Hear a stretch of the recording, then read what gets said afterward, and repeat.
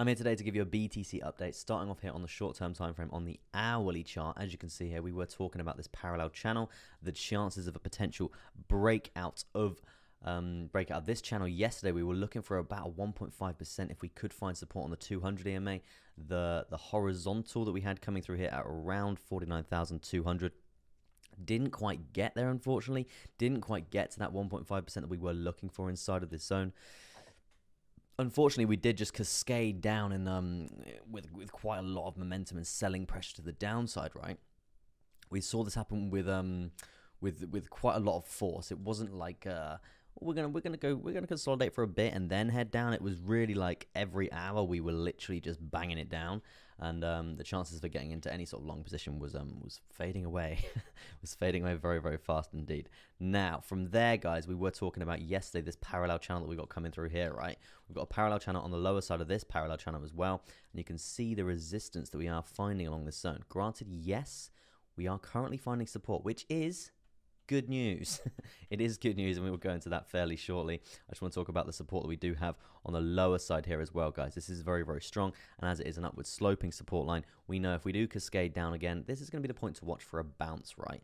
Not a bounce in terms of a long position, just a bounce in terms of just trying to get a gauge of where we're heading, right, across the board in terms of price action. That's going to be around 47,162, and obviously you are going to be using these bounce points if you are going to be trading altcoins as well, because obviously Bitcoin is the leader of the pack here. He is the alpha in the crypto space here, or he, she, or preferred pronoun I want to refer to BTC as. But yeah, let's zoom in a little bit more, guys, because there's quite a lot happening, right? We do have a potential for it's not very big, right? It's not very big, but it is a little cheeky tiny bull flag, right? We've got a little cheeky tiny bull flag coming through here, and we're looking at a potential little breakout scenario. I mean, for me, I'm probably not going to be getting in this. I did miss my entry on here.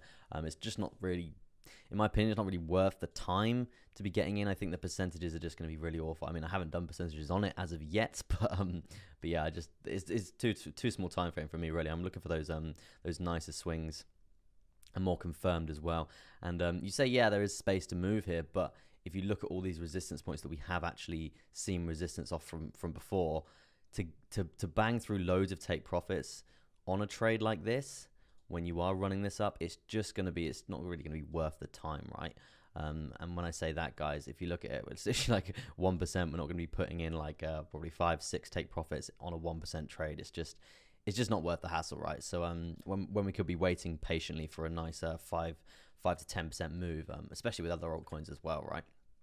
So yeah, that's why I'm not really getting involved with that. But yeah, that is sort of the short-term scenario that you could be looking for there in terms of a price target. As I was saying there, all of these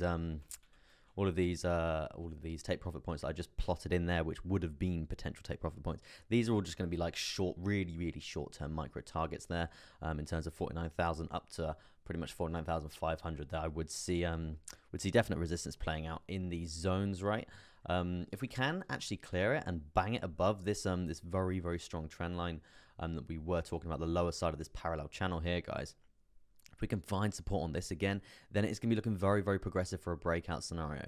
And the breakout scenario that we were talking about, right, yesterday, it was, where was it? It was this falling wedge chart pattern, right? I don't know if you guys can see this. Let me, it's a bit of a optical illusion with my chart sometimes. Obviously, you've got this high coming through here, you've got a lower high coming through here, and then you would basically be drawing a very strong trend line coming down like that, and then vice versa, another trend line coming down from this zone here all the way down like that, creating a falling wedge pattern, guys. Falling wedge patterns, they tend to usually break to the upside. So if we can get around this zone, if we can hold 49,779, that's when I'm going to be looking to long Bitcoin, and that's going to be quite a nice little juicy position, right? The measure move that we're looking for there is going to be something along the lines of this. If we are going to have the continuation up like so, we're going to be taking that measure move and we're going to be taking it to the breakout point, right? In terms of percentages for this position I am looking for, it's going to be around a 6.5% gain there, guys. 6.5% with multiple take profits along the way. Really, really quite achievable. Really quite a nice position I am looking for here.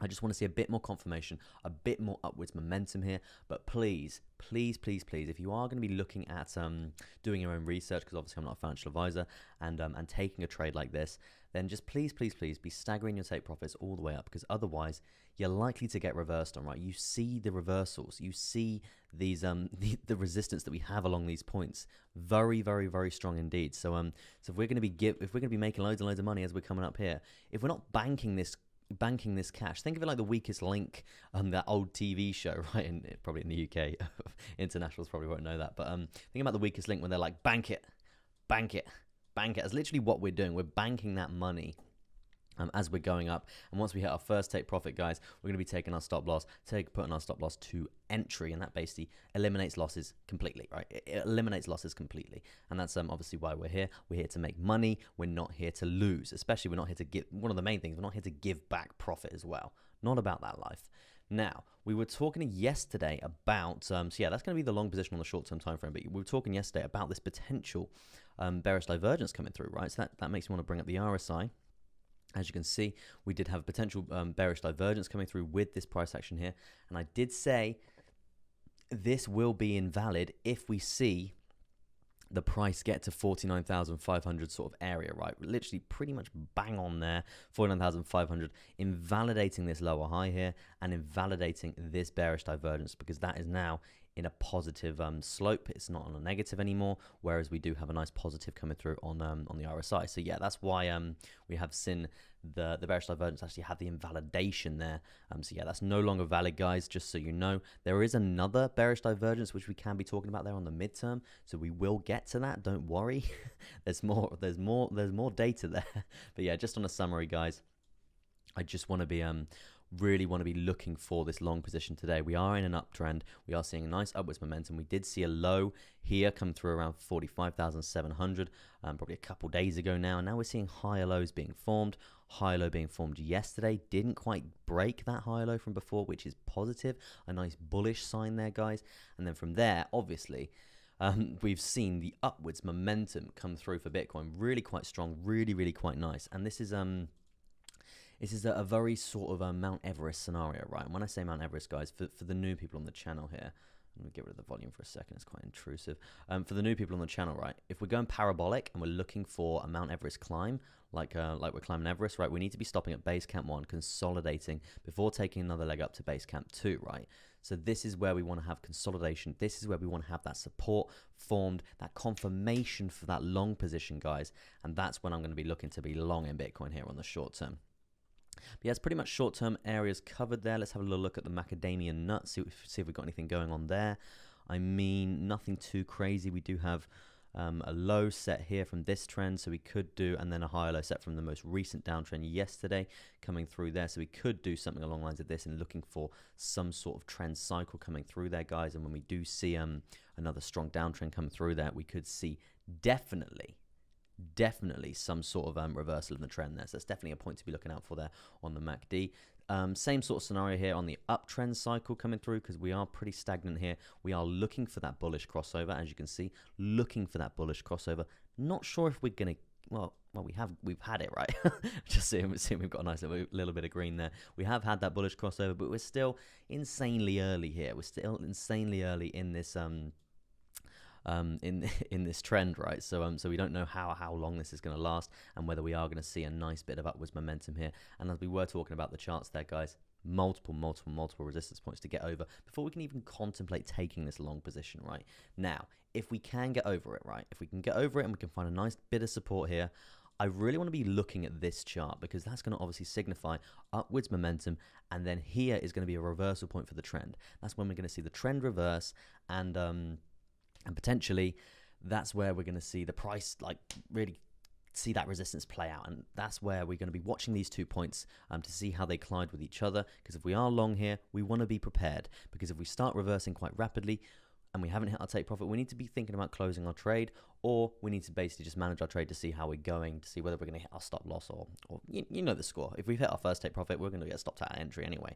But yeah, it's just something I want to touch on. That's going to be a crucial point to be looking out for the day. Now, moving on to Moving on to Bitcoin here on the midterm here. It's quite interesting stuff coming through on the midterm here, guys. Same sort of thing. I'm not going to keep you guys for too long, but same sort of thing that we have been seeing from all-time high. Parallel channel falling all the way down. We've seen this for ages. We've seen this ranging area that we've been in for quite a while. Now, hopefully, we have seen the last test of this horizontal at 46,500. That's going to be sort of the ideal scenario that we're all looking for here. We want to really come up and invalidate this lower high here at 50,000.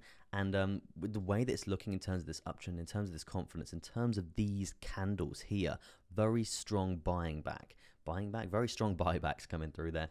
We're above this trend line coming through here, looking for that breakout of that falling wedge. Not too bad, really not too bad coming through there. This is another long position to be looking out for there, guys.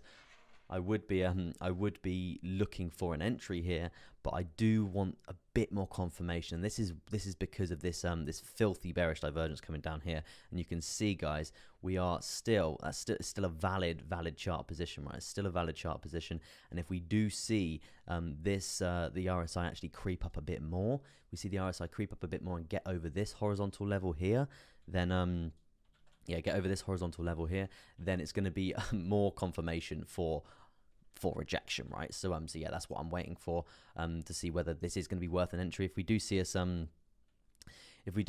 consolidate for a bit more, and then we see this RSI come right back down, that's going to be absolutely brilliant. That's when I'm going to be looking for a lovely long position coming up from now.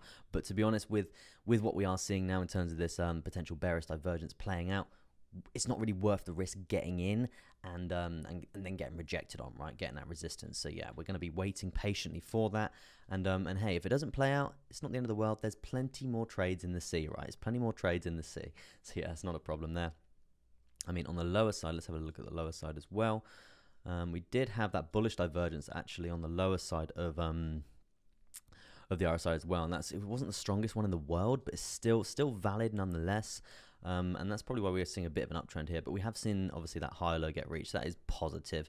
In terms of the DMI, it's pretty awful, to be honest, guys. The directional movement index here, guys, if you did want this indicator, it's pretty good, but it's just we're really undecided on what we're doing. And to be honest, I'm not surprised in terms of the reflection here. Look at these candles, right? It's bang up, bang down, bang up, bang down. It's very rangy. So very sideways action. That's why we are seeing a lot of bullish and bearish crossovers. Very undecided in what we're doing.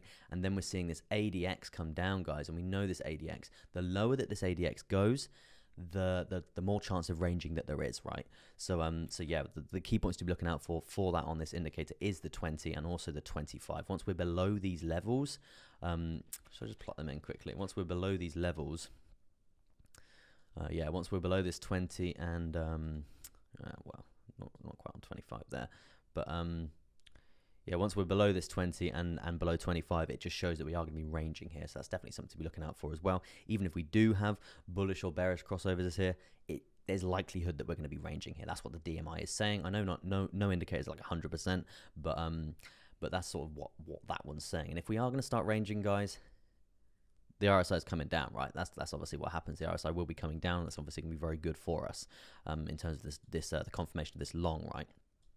So yeah, that's pretty much what I would say about the BTC on the midterm there. That's definitely a few things to be looking out for there. But yeah, as I said, there's a long position on the shorter term time frame which we are potentially going for there if we can see that confirmation play out here on the midterm, right? Yeah, moving on to the longer term time frame there for Bitcoin. Have some tea quickly. Yeah, the longer term time frame there for Bitcoin, we are seeing it's pretty much been the same all week, guys. We're still testing this consolidation point there.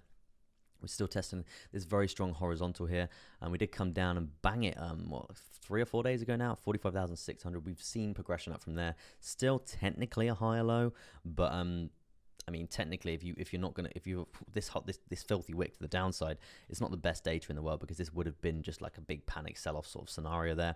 This is enough of smart money to be dumping the price, and then this is obviously the retails panicking like crazy, right? So yeah, these could actually be classed as lows. Technically not, but yeah, they could be classed as lows. From there, we are setting high lows, which is nice. But what I do want here, guys, is, as I said on the midterm, there is an invalidation of a lower high, right? And that is going to be this key point here. If we can get over that, we can get over the 200 EMA as well, find the support there, and then we can look at 53K. I can't stress this enough, guys. 53,000 is going to be a very serious point there for Bitcoin.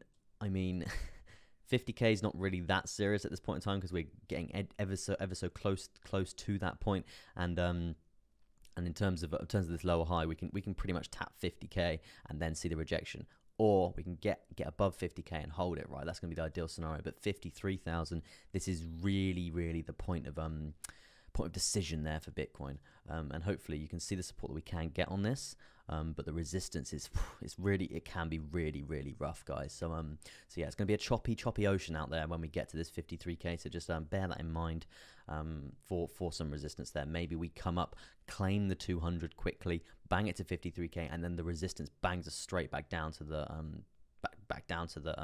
the 200 EMA as well there. So yeah, a couple of scenarios to be thinking about there across Bitcoin. I mean, I'm not going to go into too much detail here on the daily because you've basically been hearing this all week because it's the same sort of chart. We're still just ranging. But yeah, the key trades that I'm looking for there are on the midterm time frame and also the short-term time frame. But yeah, that's going to be your BTC update for the day.